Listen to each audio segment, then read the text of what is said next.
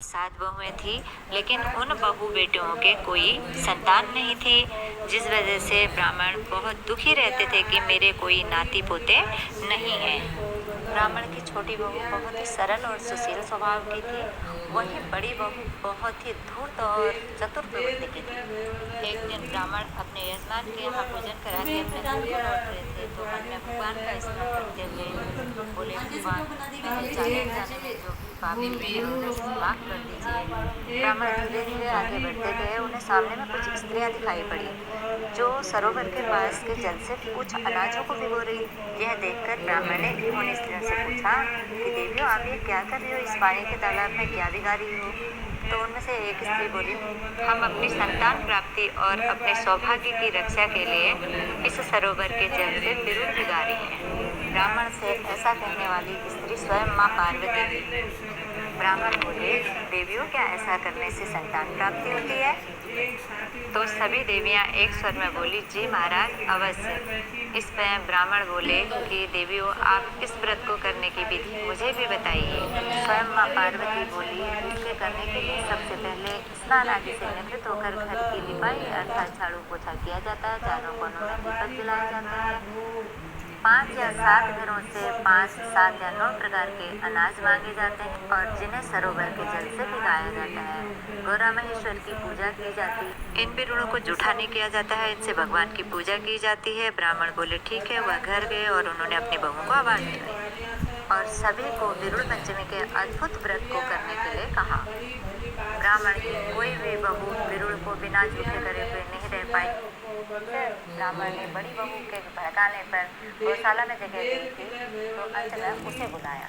छोटी बहू अपने ससुर जी की आवाज़ करके और भयभीत हो गई कि गौशाला में तो जगह दी है, पता नहीं अब कौन सा दंड मुझे और देंगे। ब्राह्मण बोले, बहू पड़ोसियों से 5 प्रकार के अनाज मांग के लिया और चारों कोनों पर दीपक जला करके इन अनाजों से बिरुड़ भिगा। ध्यान रखना, इन बिरुड़ों को जूठा मत करना, इससे माँ गौरा का प्रसाद बनेगा। छोटी बहू मन में भगवान का स्मरण करके बोली, हे भगवान, मेरे ससुर जी ने मुझे इतनी सी जिम्मेदारी का काम बड़े भरोसे के साथ दिया है, उनके विश्वास को ठेस ना पहुँचे। छोटी बहू ने बड़े विश्वास और श्रद्धा के साथ बिरुड़ पंचमी के व्रत को किया और 10वें महीने उसकी कोख से बहुत सुंदर बालक की प्राप्ति हुई। ब्राह्मण अपनी नाती की कुंडली दिखाने के लिए अपने पंडित जी के पास गए। इसी बीच ब्राह्मण की बड़ी बहुओं ने झूठी कहानी बना करके छोटी बहू से कहा कि तुम्हारे मायके से जवाब आया है, तुम्हारे पिताजी की तबीयत बहुत ज़्यादा खराब है, जिसे सुन करके छोटी बहू को बहुत दुख हुआ और वह व्याकुल होकर रोने लगी। वह अपने पिताजी की चिंता में परेशान होकर कहने लगी कि हे भगवान, मैं कैसे जाऊँ, मेरा तो अभी बच्चा भी बहुत छोटा है। इस पर उसकी जेठानियाँ बोली कि तुम बच्चे की चिंता क्यों कर रही हो, हम हैं ना घर पे, ध्यान रख लेंगे बच्चे। छोटी बहू बहुत ही सरल स्वभाव की थी, वह उनकी बातों में आ गई और विश्वास करके अपने पिताजी को मिलने के लिए चली गई। छोटी उम्र में शादी होने के बाद वह काफ़ी सालों बाद मायके को जा रही थी, जिससे कि रास्ते में रास्ता भटक गई और रोने लगी। किसी तरह वह बहुत परेशान होकर के अपने मायके में पहुंची, तो उसने देखा कि वहाँ उसके माता पिता दोनों स्वस्थ थे, जो कि उसे देख करके बहुत चिंतित होने लगे कि इसका तो छोटा बच्चा है।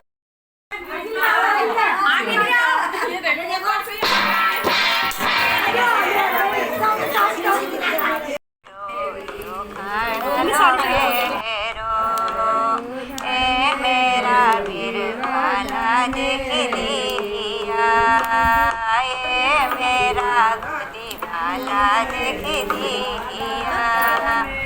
देख दिया जो हो, देख दिया जो बन दिया। हलो री भाला, हलो री